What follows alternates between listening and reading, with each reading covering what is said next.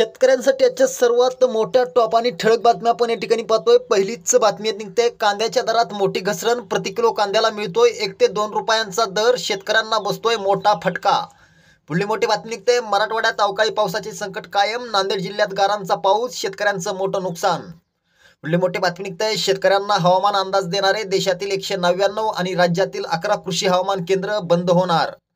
पुढली मोठी बातमी निघते, पीक विमा योजनेच्या अंमलबजावणीत सुधारणा करण्यासाठी समिती, कृषी मंत्री धनंजय मुंडेंची घोषणा।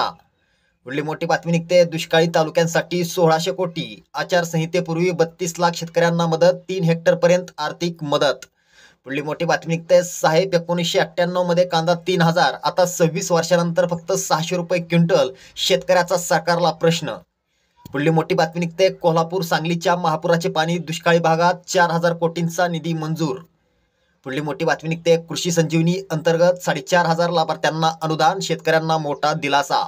पुढली मोठी बातमी निघते, पीएम मोदींनी सुरू केली पीएम सूर्य घर योजना, आता दरमहा मिळणार 300 युनिट मोफत वीज। शेतकऱ्यांसाठी या होत्या सर्वात मोठ्या टॉप आणि ठळक बातम्या।